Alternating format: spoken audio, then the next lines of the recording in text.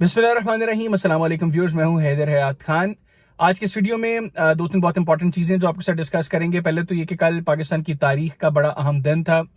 پاکستان کی عدالتی تاریخ کا بہت اہم دن تھا۔ پہلی مرتبہ پاکستان کے کسی بھی کورٹ کی سماعت کو لائیو براڈ کاسٹ کیا گیا، اور یہ پہلا دن تھا عدالتی جسٹس قاضی فائز عیسیٰ صاحب کا بطور چیف جسٹس، اور کافی اعزاز ہیں جو انہوں نے اپنے نام کیے، وہ ڈسکس کریں گے۔ پھر یہ کہ کل کی سماعت کے اندر ہم نے دیکھا کہ کچھ ججز کے آپس میں کافی اختلافات نظر آئے، اور وہ جو پنجابی میں کہتے ہیں نا کہ کہنا تینوں تے سنانا نو نو، تو وہ تی کا کردار کون ادا کر رہا تھا اور نو کون کس کو سمجھ رہا تھا، وہ بھی ڈسکس کریں گے۔ پھر یہ کہ یہ جو سماعت ہوئی ہے کل، جس کو لائیو براڈ کاسٹ کیا گیا ہے، یہ پازیٹیو ہے یا نیگیٹو ہے۔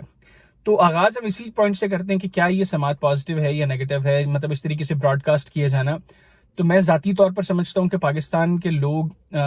جس طرح کی کنفیوژن کا شکار ہے، ہمارے پولیٹیشنز نے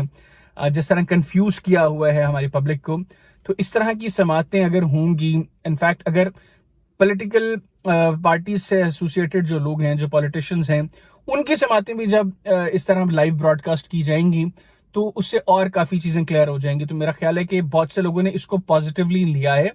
کہ اچھی چیز ہے کہ اس کو لائیو براڈ کاسٹ کیا گیا ہے، لیکن ساتھ ہی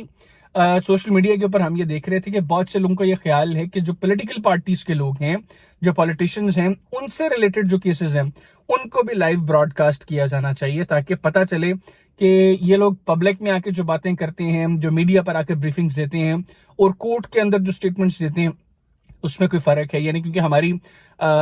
جو نیشنل اسمبلی ہے، جس کو یہ بہت مقدم سمجھتے ہیں، بڑا مقدس بنا دیے جس نیشنل اسمبلی کو، اس نیشنل اسمبلی کے فلور پر تو یہ سچ بولے یا جھوٹ بولے وہ اکاؤنٹیبل ہی نہیں ہے وہ بات۔ تو یہ تو اتنی مقدس چیز ہے نیشنل اسمبلی ان لوگوں کے لیے، لیکن یہ کورٹ میں آ کے کوئی باتیں کرتے ہیں جو ہم لوگ سنا کرتے تھے کہ کورٹ میں اور باتیں ہوتی ہیں اور اسٹیٹمنٹس ہوتی ہیں، باہر آ کے یہ اور طرح کی باتیں کرتے ہیں۔ تو میرا خیال ہے کہ اگر پولیٹیکل پارٹیز کے جو لیڈرز ہیں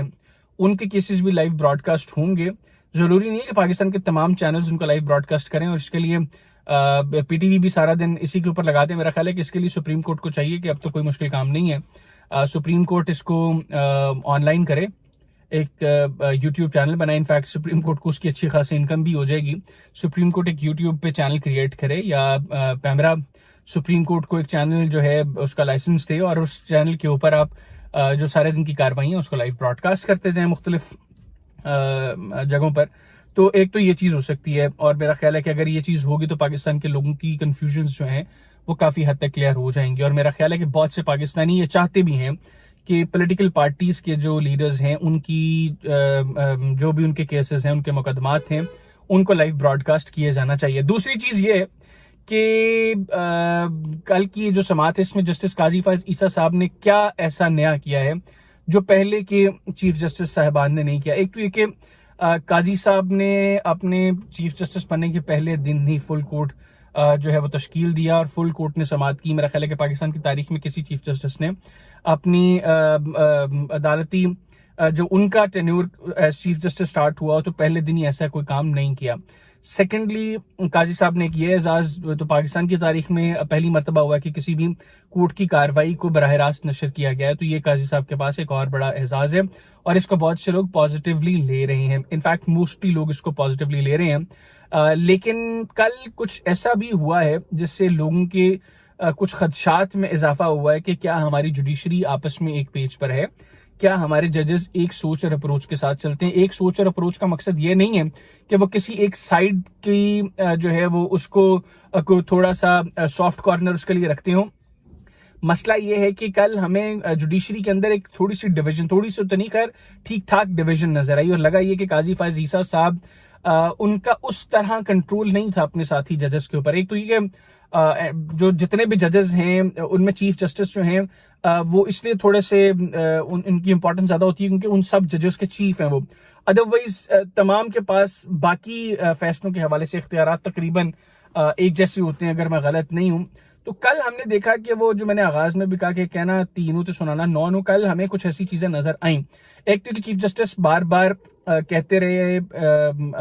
جو سائل تھے ان کو مخاطب کر کے کہ آپ اپنی بات کو کریں مکمل، اور جو سوالات آپ سے ہو رہے ہیں ان کے جواب نہ دیں، آپ ان سوالات کو نوٹ کر لیں، بعد میں ان کے جواب دے دیں. لیکن ہم نے دیکھا کہ اور چیف جسٹس اکثر منع بھی کرتے رہے کہ بار بار سوال نہ کیے جائیں تاکہ وہ اپنا جو کیس ہے وہ اچھے طریقے سے پلیڈ کر سکیں. لیکن ہم نے دیکھا کہ بار بار مختلف ججز کے سامنے کی طرف سے سوالات آتے رہے. ایک تو فل کورٹ بیٹھا ہوا تھا، 17 ججز ویسے ٹوٹل ہونے چاہیے، 2 ججز کم ہے پاکستان میں. ان کی اپوائنٹمنٹ دیکھتے ہیں کہ کب ہوتی ہے. تو 15 ججز جو بیٹھے ہوئے تھے، 15 ججز میں سے جب مختلف ججز آتے تھے اور سوال کرتے تھے تو ڈیفینیٹلی وہ بھی بڑا مشکل چیز ہوتی ہے کسی بھی وکیل کے لیے. جتنا مرضی پھنے خان ہو، جتنا مرضی پاٹے خان ہو، لیکن جب سامنے 15 پاکستان کے کریم ججز بیٹھے ہوں، پاکستان کے سب سے بڑے ججز 15 بیٹھے ہوں اور ان کی طرف سے سوالات آ رہے ہوں، تو ڈیفینیٹلی لائرز جو ہیں وہ کنفیوز بھی ہو جاتے ہیں. آخر انسان ہے اور پریشر ہوتا ہے ان کے اوپر. تو وہ بھی ہم نے کل دیکھا کہ چیف جسٹس صاحب بار بار منع کرتے رہے، لیکن باوجود ان کے منع کرنے کے مختلف ججز کی جانب سے سوالات آتے رہے. پھر ہم نے یہ بھی دیکھا کہ چیف جسٹس نے ایک موقع پر جو ہے وہ اٹارنی جنرل عثمان عوان صاحب کو مخاطب کر کے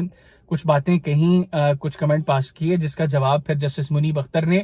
چیف جسٹس صاحب کو ایڈریس کر کے نہیں کیا، انہوں نے اٹارنی جنرل کو ایڈریس کیا. تو وہ اٹارنی جنرل صاحب جو ہیں وہ کل کی سماعت کے اندر some how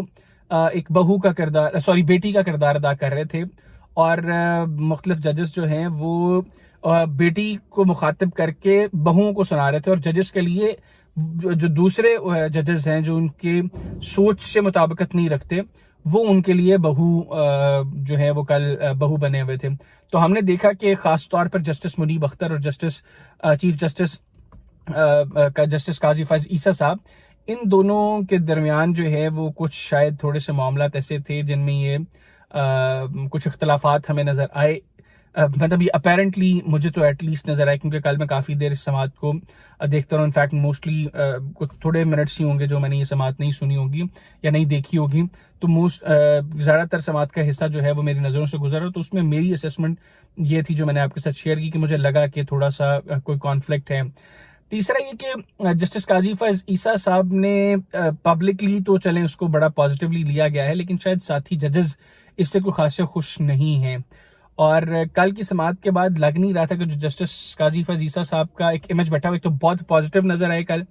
towards public, towards the people of Pakistan, towards the constitution, towards the institutions of Pakistan. لیکن قاضی صاحب شاید یہ امیج بلڈ کرنے میں کامیاب نہیں ہو سکے کہ ان کے جو دیگر ساتھی ججز ہیں وہ بھی ان کا مشن ہے اس میں اس کے ساتھ ہیں. یعنی اگر قاضی صاحب کل خیر وہ بار بار یہ بھی بات کرتے رہے کہ ہمارے اوپر ایک بہت بڑا برڈن یہ ہے کہ بہت زیادہ کیسز ہیں جو زیر التوا ہیں، اور سپریم کورٹ میں 57,000 کے قریب کیسز قاضی صاحب کل کوٹ کرتے رہے کہ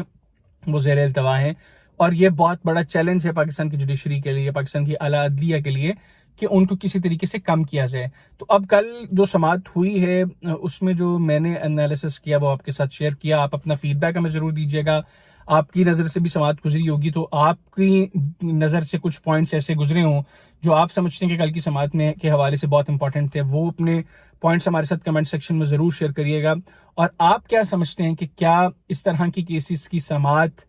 ہونی چاہیے براڈ کاسٹ لائیو، جس میں پولیٹیکل پارٹیز کے لوگ ایسوسیٹڈ ہوں جن کیسز میں؟ اگر آپ سمجھتے ہیں کہ ہونی چاہیے یا نہیں ہونی چاہیے، اس حوالے سے بھی اپنی رائے کمنٹ سیکشن میں ہمارے ساتھ ضرور شیئر کریے گا. اجازت دیجیے، اللہ حافظ.